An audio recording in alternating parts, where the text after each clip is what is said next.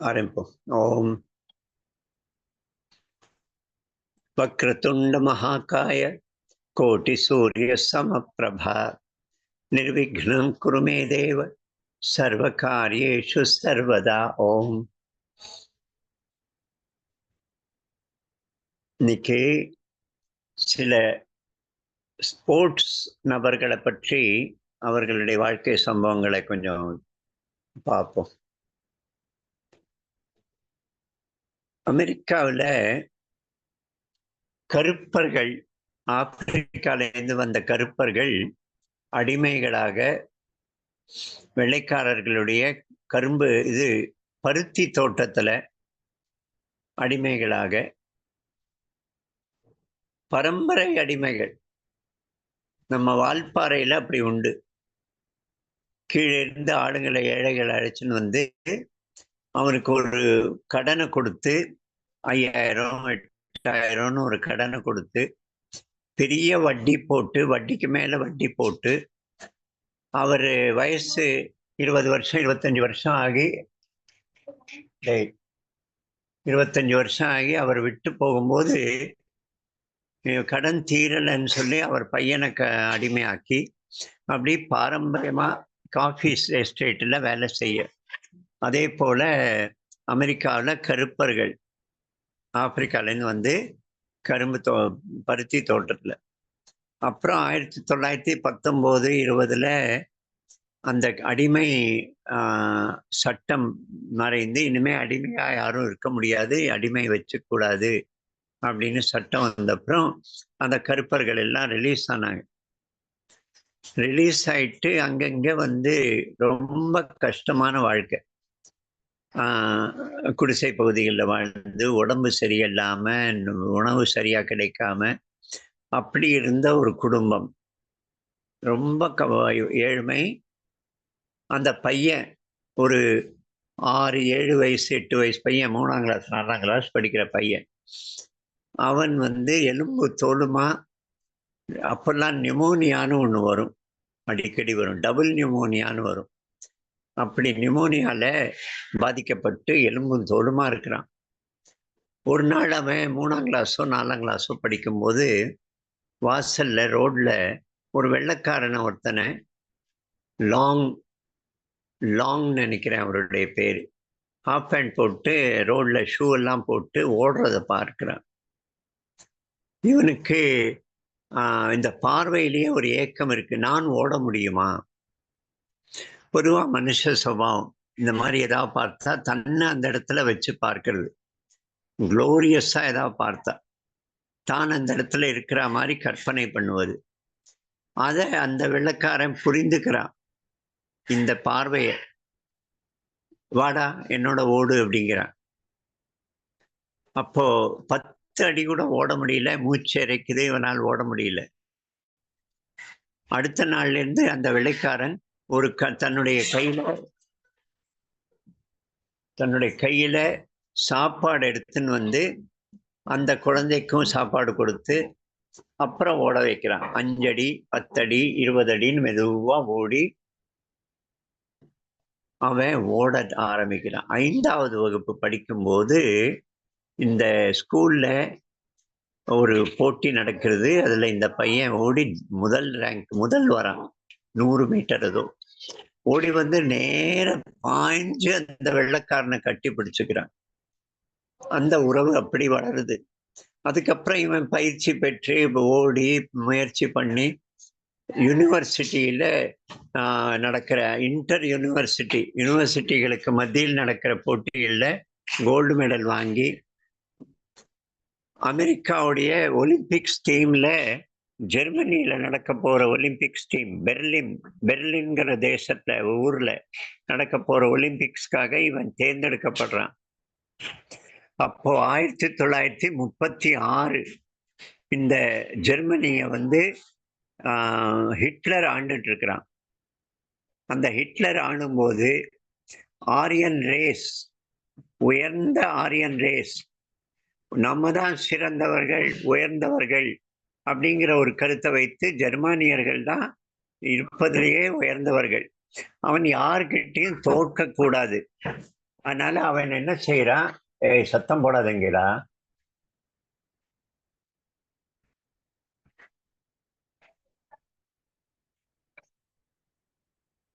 யார்கிட்டயும் தோற்க கூடாதுன்னு சொல்லி உலகத்துல இருக்கிற மற்ற தேசங்கள்ல இருந்து ஒலிம்பிக்ஸ்க்காக வந்த ஸ்போர்ட்ஸ் ஆளுங்களுக்கு ஒவ்வொருத்தருக்கும் போட்டியா இவனே தனிப்பட்ட முறையில அதுக்கு அக்கறை எடுத்து ஒரு ஆளை தயார் பண்ணி ஜெர்மனி சார்பா அப்படி தயார் பண்றான். உலகத்துல மற்ற யாரும் ஜெயிக்க கூடாது அப்படிங்கிற ஆவேசம்.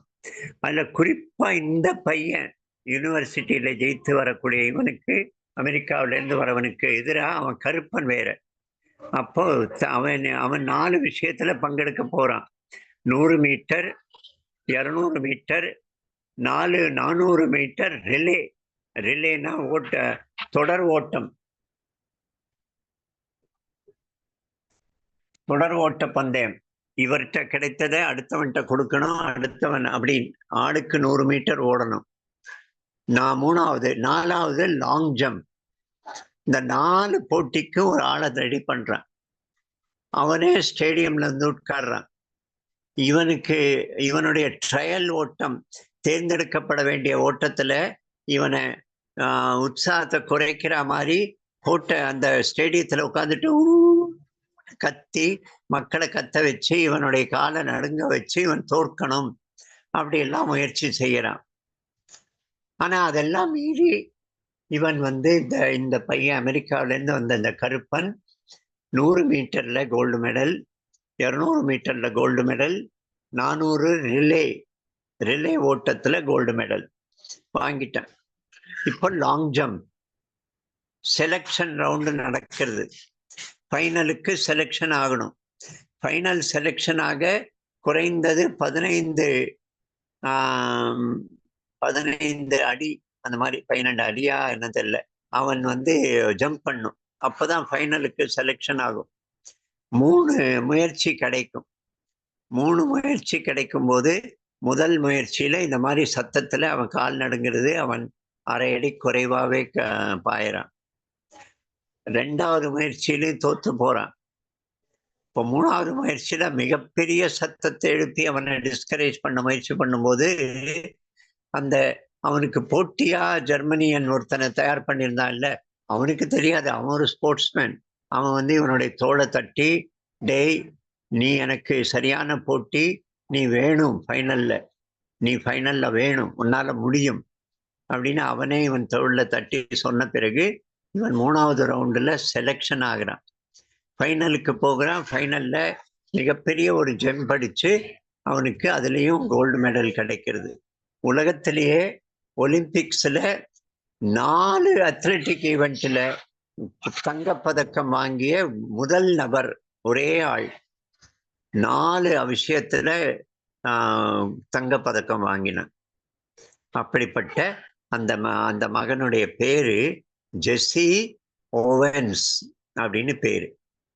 ஆனா அமெரிக்காவில் கருப்பர்களுக்கு எதிரான விஷயங்கள் இருந்தது. அவனுக்கு பாராட்டு கிடைக்கல, அவனுக்கு வேலை கிடைக்கல. யூனிவர்சிட்டியில படிக்கும் போது கூட அவன் யூனிவர்சிட்டியில படிக்கணும்னு ஆசைப்படுறான். காலேஜுக்கு ஃபீஸ் கட்ட முடியல, அதனால வேலை செய்யறேங்கிறான். அவனை லைப்ரரியில புஸ்தகங்கள் எல்லாம் தூசு தட்டுறதுக்கு வேலை கொடுத்து அந்த ஃபீஸை வச்சுதான் அவன் படிக்கிறான். ஆனா அவனுக்கு ஹாஸ்டல்ல தங்க அனுமதி கிடைக்கல. ஹாஸ்டல்ல தங்காமல் அவன் குதிரை கொட்டாயில தான் அவன் ராத்திரி குதிரை லாயத்துல தான் அவன் படுக்கிறான். அப்படி சூழ்நிலையில தான் யூனிவர்சிட்டியில படித்து கோல்டு மெடல் வாங்கி ஒலிம்பிக்ஸ் போய் கோல்டு மெடல் வாங்கி வந்துட்டான். வேலை கிடைக்கல எங்கும், ரொம்ப கஷ்டப்படுறான். ஒரு தடவை அவன் கூட படித்தவர்கள் அவரெல்லாம் சேர்ந்து ஹோட்டலுக்கு அழைச்சுன்னு போறாங்க. இவன் கோல்டு மெடல் வாங்கிட்டான். ஹோட்டலுக்கு அழைச்சுன்னு போகும்போது இவன் ஹோட்டலுக்குள்ள இவனுக்கு அனுமதி இல்லை. இவன் வெளியில நிற்கிறான். அவங்கெல்லாம் உள்ள போயிட்டு டேபிள்ல உட்காந்து சாப்பிட்டு இவனுக்காக தட்டுல எடுத்துன்னு வராங்க. இவன் வெளியில நிக்கிறவனுக்கு கொண்டு கொடுக்குற. அப்போ அந்த ஹோட்டலுடைய மேனேஜர் கோபத்தோட வெளியில காலால இவன் கையில இருக்கிற தட்டை எட்டி உதைக்கிறான். எட்டி உதைத்து இவன் கையை இவனை சாப்பிட. இது ஹோட்டல் நிக்கர்ஸ்க்காக இல்ல. நிக்கர்ஸ்னா நீக்ரோ. இது ஹோட்டல் நீக்ரோக்களுக்காக இல்லைன்னு சொல்லி செய்றான். அப்படிப்பட்ட கடுமையான சூழ்நிலை. அப்போ கல்யாணம் வேற ஆயிடுத்து இவனுக்கு. 2 குழந்தை பொறந்துடுத்து. ஆனா வருமானம் இல்ல, வேலை இல்ல. அப்போ ஒரு வெள்ளைக்காரன் வந்து சொல்றான், "நான் வந்து ஒரு போட்டி வைக்கிறேன். நீயும் ஒரு குதிரையும் ஓடணும். நீ குதிரைய ஜெயிக்கணும். நான் வசூல் பண்ணி உனக்கு பணம் குடுக்குறேன். $25,000 குடுக்குறேன்." அப்படிங்கிற மாரி பேச்சு பேசுறான். குதிரையோட எப்படி ஜெயிக்க முடியும்? குதிரை வேகமா ஓடுமல்ல. அப்படின்னு சொல்லும்போது, "இல்ல, நான் துப்பாக்கி சூட குதிரைக்கு காதுக்கு பக்கத்துல வைத்து துப்பாக்கி சுடுவேன். அந்த சத்தத்துல அது கொஞ்சம் மிரண்டு போயிருக்கும்போது, நீ முன்னால ஓடிறணும். ஓடி போய் நீ ஜெயிச்சிரணும். மக்கள்ட்டேருந்து நான் பணம் வாங்குவேன். ஸ்டேடியம்ல வச்சு புரோகிராம் நடக்கும்னா. ஒரு வாயில்லா ஜீவன நான் வந்து இந்த மாரி ஏமாற்றி நான் பணம் சம்பாதிக்க விரும்பலன்னு இவன் சொல்றான். அப்படி இருந்தவன் ஆனா ரொம்ப கஷ்டப்பட்டு கடைசியில வேற வழி இல்லாம ஒத்துக்கிறான். அதே விஷயத்துக்கு. ஓடுறான். 2 போட்டி தான் ஓடினான். 2 போட்டிக்கு மேல இவன் மனசு அத ஏத்துக்கல. அதனால அத விட்டுட்டு, அதற்கு பிறகு தன்னுடைய குடிசை பகுதியில இருக்கிற கருப்பு குழந்தைகள், பிளாக்ஸ் குழந்தைகளுக்காக பயிற்சி அளிக்கத் தொடங்குறான். இன்னைக்கு ஒலிம்பிக்ஸ்ல அமெரிக்காவோட டீம்ல, பாஸ்கெட் பால்ல, வேர்ல்டு கப் ஃபுட்பால்ல எல்லா விஷயங்கள்லயும் வெறும் அமெரிக்கால இல்ல, யூரோப்ல 1, 2 ரஷ்யாவோட டீமு, ஜெர்மனியோட டீம். இந்த 2 டீம தவிர மற்ற அத்தனையிலயும் பிளாக்ஸ் 100 மீட்டர்ல பிளாக் தான் கோல்டு மெடல். மாரத்தான்ல பிளாக் தான் கோல்டு மெடல். அப்படி பிளாக்ஸ் இன்னைக்கு மிகப்பெரிய உயரத்துல இருக்கக்கூடிய ஒரு காட்சி. டென்னிஸு வெள்ளைக்காரர்களுடைய ஆட்டம். அதுல கூட இன்னைக்கு பிளாக் பெண்கள், பிளாக் ஆண்கள் அவங்க வந்து ஜெயித்து வந்து ஸ்போர்ட்ஸ்ல அவ்வளவு உயர்ந்த இடத்துக்கு காரணம் அன்னைக்கு ஜெஸ்ஸி ஓவன்ஸ் இவர்களுக்கு பயிற்சி கொடுக்க ஆரம்பித்தான். ஸ்போர்ட்ஸ்ல அவர்கள் எல்லாம் சிறப்பான நிலைக்கு வரவழைக்க ஒரு முயற்சி ஆரம்பித்தான். என்ன சத்தம் பண்றேன்?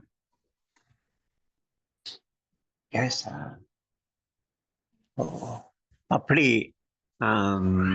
முயற்சி செய்து அது மிகப்பெரிய ஒரு திருப்பு முனையா பிளாக்குடைய வாழ்க்கையில அமைந்து இன்னைக்கு ஸ்போர்ட்ஸ்ல மிக உயர்ந்த நிலையில பிளாக்ஸ் இருக்காங்க. அமெரிக்காவுடைய எல்லா டீம்லயும் 5 பேர்ல 4 பேர் பிளாக். 5 பேரும் பிளாக்.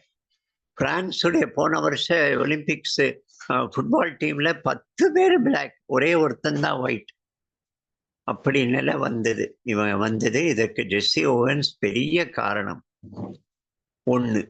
2வது இன்னொருத்தர் இதே போல ஆஸ்திரேலியால சிறுவன், சின்ன பையன் ஸ்கூல் விட்டு போறான். போகும்போது ஒரு இடத்துல கிரவுண்டுல சுத்தி ஆயிரக்கணக்கான பேர் நின்னுட்டு கை தட்டுறாங்க. இவன் உள்ள புகுந்து பார்க்கிறான் என்ன நடக்கிறதுன்னு. உள்ள நடு கிரவுண்டுல ஒருத்தர் நிக்கிறாரு. அவர் கைய உயர்த்திட்டு இருக்காரு. அவருக்காக இத்தனை பேரும் சேர்ந்து கை தட்டுறான். இவன் மனசுலயும் அந்த இடத்துல தன்னை நிறுத்தி பார்க்கிறான். இவனுக்கு ஆசை வருது, நானும் டென்னிஸ் சாம்பியன் ஆகணும் அப்படின்னு ஆசை வருது. அவன் அடுத்த நாள் அந்த வழியா பள்ளிக்கூடத்துல இருந்து வீட்டுக்கு போகும்போது அந்த கிரவுண்ட்ல நிக்கிறான். அந்த கிரவுண்ட்ல ஒருத்தர் ஒரு 8, 10 பேருக்கு ட்ரைனிங் கொடுத்துட்டு இருக்காரு. டென்னிஸ்ல எல்லார் கையிலயும் அந்த டென்னிஸ் ராக்கெட் இருக்கு, பந்தடிச்சிட்டு இருக்காங்க. இவன் வெளியில நின்றுட்டு பார்த்துட்டே இருக்கிறான். 2வது நாள் திரும்ப வரான். 3வது நாள் அன்னைக்கும் வந்து பிராக்டிஸ பார்க்கிறான். அப்ப அவர் கோச் வந்து கிட்டக்க வந்து, "நீ உனக்கு பயிற்சி எடுக்கணுமா?" அப்படின்னு அவன்கிட்ட பக்கத்துல தோல்ல கை வச்சு கேட்கும்போது இவன் சொல்றான், "நான் எனக்கு சாம்பியன் ஆகணும்" அப்படிங்கிறான். அவன் என்ன செய்யறான், இவனுடைய வலது கை எடுத்து தூக்குறான். அது அப்படியே தொளன்னு கீழே விழருது. வலது கை. வலது கையில பலமே இல்லை. நோஞ்சானா இருக்கிறான். "நீ சாம்பியன் ஆகணும்னு நினைக்கிறியான்னு?" கேட்கிறான். இவன் கொஞ்சம் மனசொடிஞ்சாலும் ஆமா அப்படிங்கிறான். அடுத்த நாளும் வரான். அடுத்த நாளும் வரான்.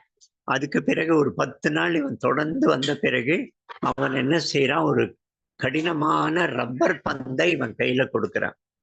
கொடுத்து இதை பிடித்து அழுத்து அழுத்தி கையில கொஞ்சம் பலம் வரட்டும், 6 மாசம் கழிச்சு பார்க்கலான்னு சொல்றேன். இவன் எப்போ பார்த்தாலும் அதை அழுத்திட்டு இருப்பான். ஸ்கூல்ல, வீட்டில் இருக்கும்போது, படுக்கையில கூட அதை கையில வச்சிருப்பான். தினம் அந்த கிரவுண்ட் வழியா போவான்.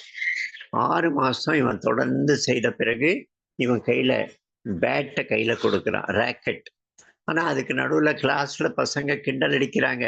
இவனுடைய கையை இப்படி தூக்கி கீழே போட்டு தொட தொலைன்னு அது தொங்குறத பார்த்து, ஹே ஹே, இவன் டென்னிஸ் சாம்பியன் ஆக போறான் அப்படின்னு அவனுடைய தங்கையே அவனை கிண்டல் அடிக்கிறார் இந்த மாதிரி. ஆனா அதுல மனசொடிந்து போகாம இவன் தொடர்ந்து இந்த பந்து பயிற்சியை பண்ணிட்டே இருக்கிறான். கடைசியில அவனுக்கு அந்த அவர் ராக்கெட்டை கையில கொடுத்து இவர் பந்தை எடுத்து அடிக்க சொல்றார். அந்த பந்தை எடுத்து அடிக்க சொல்லும் போது அவரால் ஒரு ஷாட் அடிக்க முடியாது. தொடர்ந்து அது ஒரு பயிற்சி மட்டும் செய்யறான். தினம் பந்த ராக்கெட்டால அந்த பக்கம் அடிக்கணும், அந்த கோர்ட்டுக்கு அடிக்கணும், அவ்வளவுதான் வேலை. வேற ஒண்ணும் கிடையாது, விளையாட கிடையாது. அப்படி ஒரு வருஷம் கிட்டத்தட்ட ஆன பிறகு முதல் தடவை நான் அங்கிருந்து பந்தடிக்கிறேன், நீ அதை தடுக்கணும் அப்படிங்கிறான். இவன் கையில பலம் இல்லை, 2 கையாலையும் பிடித்து கூட அதை தடுக்க முடியல இவனால. ராக்கெட்டு பறந்து போகுது.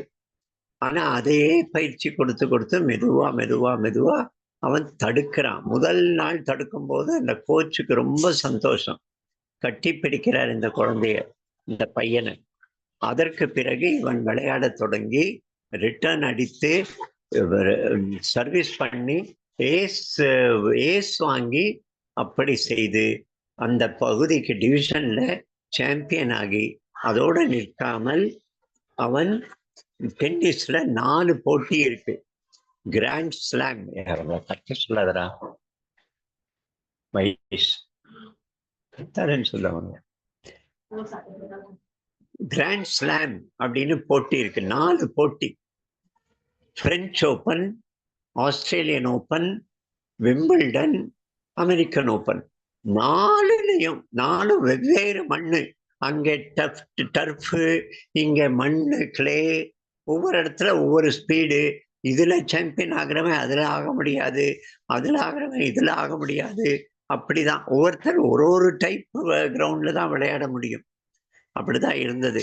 ஆனால் இவன் தான் முதல் தடவை 4 விம்பிள்டன் இந்த கிராண்ட் ஸ்லாம் போட்டிகள்லையும் ஜெயித்து சாம்பியன்ஷிப் வாங்கி 4லையும் ஒரே வருஷத்துல 4லையும் ஜெயித்தான். 2வது வருஷமும் 4லையும் ஜெயித்த ஒரே ஆள். 2 தடவை 4 கிராண்ட் ஸ்லாமையும் ஜெயித்த ஒரே நபர் ராட் லேவர் அப்படின்னு அவருடைய பேரு. நான் காலேஜ் படிக்கும் போது விம்பிள்டன் அந்த டேவிஸ் கப்ல ஆஸ்திரேலியன் டீம்ல ராட் லேவர் வருவார். நான் காமெண்ட்ரியில கேட்டிருக்கேன் ராட் லேவர்ங்கிற பேரு. அவருடைய வாழ்க்கை இது. அதே போல நம்ம தேசத்துல கூட 2 ஸ்போர்ட்ஸ்மேனை பத்தி இந்த நேரத்துல சொல்லணும். ரொம்ப அற்புதமான விஷயம். அவரும் நான் காலேஜ் படிக்கும்போது அவருடைய செய்தி வந்தது. புலேலா கோபிச்சந்த் அப்படின்னு அவருக்கு பெயரு.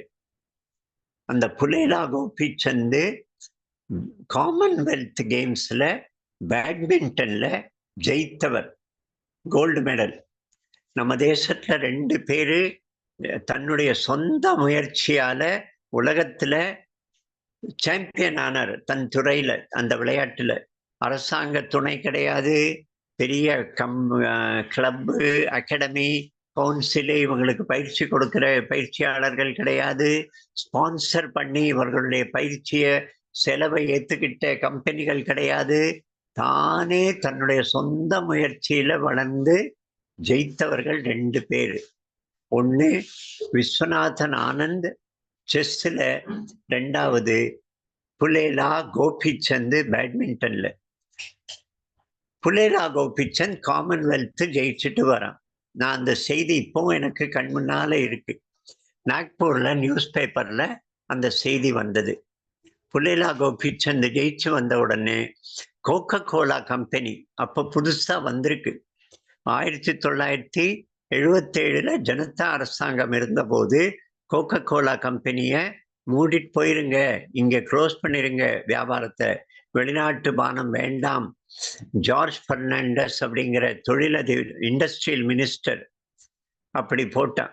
அப்ப கோகோ கோலா போயிடுது அங்கே வெளிநாட்டுக்கு, அவங்க அமெரிக்காவுக்கு. நம்ம நாட்டில் கோகோ கோலா கம்பெனி எல்லாம் மூடிடுது. அதுக்கப்புறம் இந்திரா காந்தி ஜெயிச்சா 80ல. அப்போ பெப்சி கோலா வந்தது, பெப்சி உள்ள வந்தது. அதுக்கப்புறம் பல வருஷம் கழிச்சு கோகோ கோலா வந்தது, 3-4 வருஷம் கழிச்சு. கோகோ கோலா அவனுக்கு நம்ம தேசத்துல திரும்ப கால ஊறணும். ஆனா அவனுடைய போட்டியாளன் பெப்சி கோலா ஏற்கனவே உள்ள வந்து ஊறிட்டான். அப்போ புலேலா கோபிச்சந்த் கிட்ட ஒரு செக் கொடுக்கிறான் Coca Cola company, blank cheque. ஒண்ணு எழுதிட்டு கையெழுத்து போட்டு சீல் குத்தி கொடுத்துட்டான். ஒண்ணு மட்டும் எழுதியிருக்கான். பக்கத்துல நீ 0 போட்டுக்கோ, எத்தனை 0 வேணுமோ போட்டுக்கோ அப்படின்னு செக்க கொடுக்குறான். பாருங்க எப்படிப்பட்ட ஒரு பெரிய பரீட்சை. இவன் ஒன்றும் பெரிய பணக்காரன் கிடையாது, சாதாரண ஒரு middle class, lower middle class வீடு. 1980 எல்லாம் சாதாரண சம்பளம் 200 ரூபாய் 300 ரூபாய் தான் நல்ல நிலையில இருக்கிற மிடில் கிளாஸ் குடும்பங்கள்ல. இவனுக்கு இப்படி ஒரு விஷயம் கிடைக்கிறது. நம்ம தேசத்துல உலக அழகி போட்டியில நிறைய பேர் போவாங்க. அங்க ஃபைனல்ல கேள்வி கேட்கும்போது நான் சமூக சேவை செய்ய போறேன் அப்படின்னு சொல்லி உலக அழகி போட்டி வாங்கிடும். ஆனா அதுக்கப்புறம் வந்து இங்க இருக்கு கிளியர் சில்லுக்கும் மார்கோ சோப்புக்கும் அட்வர்டைஸ்மெண்ட் விளம்பரம், கிளாமரஸ் விளம்பரம் பண்ணி சினிமா நடிகையாக முயற்சி பண்ணி சினிமா நடிகையா இருந்துருவா. நிறைய பேர், சுஷ்மிதா சென்னு, ஐஸ்வர்யா ராய் எல்லாம் அப்படிதான் பண்ணாங்க. ஆனா பேச்சு மட்டும் நான் சமூக சேவை செய்வேன், தேசத்துக்காக வேலை செய்வேன்னு அங்க போட்டியில சொல்லுவாங்க. ஆனா இந்த புலேலா கோபிச்சந்த் இப்படி ஒரு செக்கு கையில கிடைக்கும் போது அவன் அந்த செக்கை திருப்பி கொடுத்துடுறான். நான் ஒரு டிராமாட்டிக்கா சொல்லணும்னா கிழிச்சு போட்டுடுறான்னு சொல்லணும். திருப்பி கொடுத்துட்டு, நான் என்னுடைய திறமை, பேட்மிண்டன்கிற திறமையில மயங்கடித்து என் நாட்டு இளைஞர்களை கெடுக்க விரும்பவில்லை அப்படிங்கிறான்.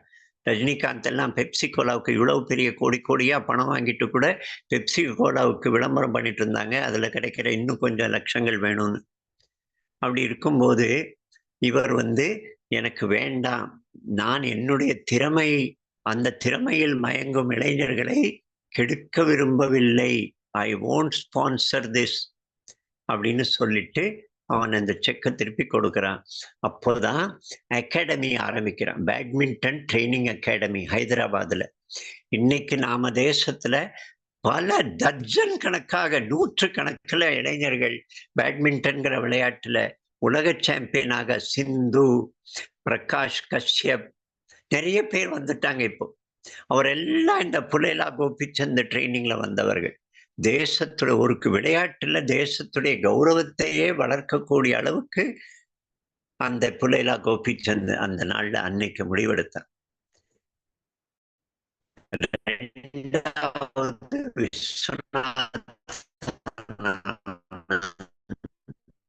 ரொம்ப சிறந்த ஒரு ஆழ்மையா ஒரு தடவை நான் அவரை பார்க்க போனேன். குழந்தைகளுடைய கேம்ப்ல அவர் கூப்பிட போனேன், காட்டினேன். நம்ம நாட்டு இளைஞர்கள் 20 அங்கே நியூயார்க்ல ஒரு 5 ஸ்டார் ஹோட்டல், 7 ஸ்டார் ஹோட்டல்ல தங்கி இருக்கிறான். உலக சாம்பியன் போட்டியில கலந்துக்க வந்திருக்கிறான். அப்போ ஒரு இன்டர்வியூ எடுத்து அவனுடைய குழந்தைத்தனமான பேச்சுக்கள் எல்லாம் அந்த இன்டர்வியூல எழுதியிருக்கிறான். நியூயார்க் டைம்ஸ்ல ஒரு பக்கம் மேல வந்திருக்கு. அதுல குறிப்பா அவன் எழுதுறான், 24 வயசானது, இவன் இன்னும் ஒரு பெண்ணை தொட்டதில்லை. அது பெரிய ஆச்சரியமா எழுதியிருக்கான். அப்படி எழுதி அந்த விஸ்வநாதன், அதாவது ஒரு விளையாட்டுல தவம் போல மூழ்கி, உலகத்துல இயற்கையா நடக்கிற விஷயங்கள்ல இருந்து கூட கண்ணு அங்க பக்கம் போகாம விளையாட்டுல மூழ்கி தன்னுடைய வாழ்க்கையை இது செய்தவன். இப்ப கூட தபஸ்வி மாதிரி மௌனமா அமைதியா அவன் இருக்கிறான். அவனுக்கு ஏற்ற அந்த விளையாட்டு செஸ். அந்த செஸ்ல சாம்பியன், உலக சாம்பியன் ஆனான். இன்னொருத்தரை பற்றி நான் சொல்லணும், சமுதாய உணர்வோடு விளையாட்டு.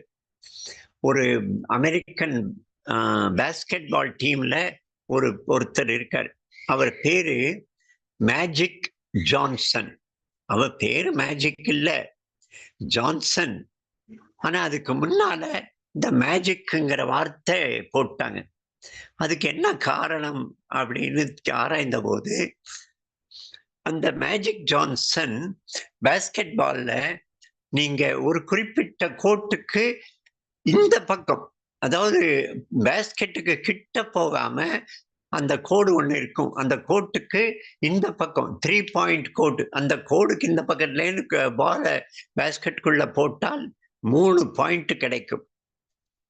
அந்த மேஜிக் ஜான்சன் கையில பந்த எடுத்து எப்போ எத்தனை தடவை அந்த பந்த கூடைக்குள்ள முயற்சி செய்தால், போட முயற்சி செய்தால் அது 100க்கு 100 கூடைக்குள்ள போகும். எல்லோருக்கும் ஆச்சரியம்.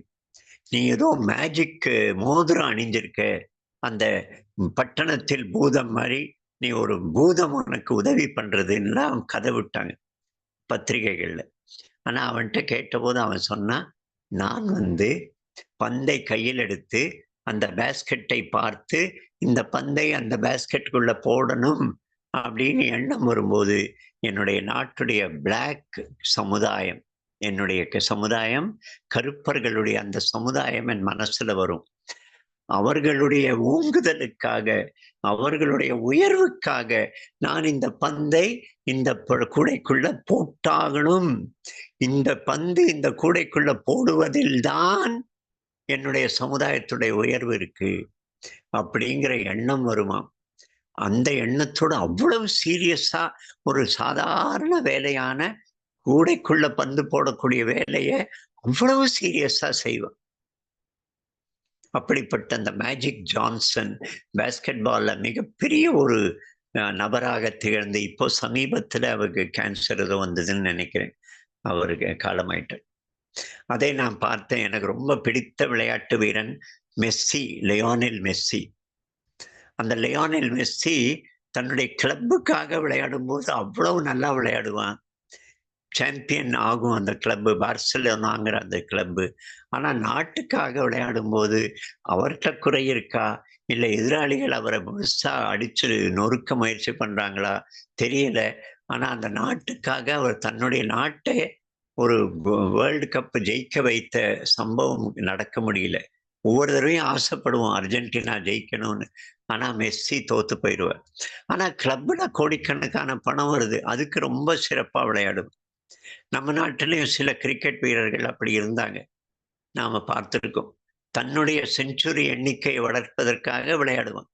நாடு ஜெயிக்கணும், தன்னுடைய டீம் ஜெயிக்கணும் அதற்காக இல்லாம, தன்னுடைய இன்னொரு செஞ்சுரி அதுக்காக 42 வரை not out Sunil Gavaskar 50 over மேட்ச்ல ஃபர்ஸ்ட் ஓப்பனிங்கா 42 நாட் அவுட். கடைசி வரைக்கும் உயிரோட இருந்து, ஆனா நாடு டீம் தோத்து போச்சு. அப்படி ஒரு நடந்தது. இதெல்லாம் ஸ்போர்ட்ஸ்ல.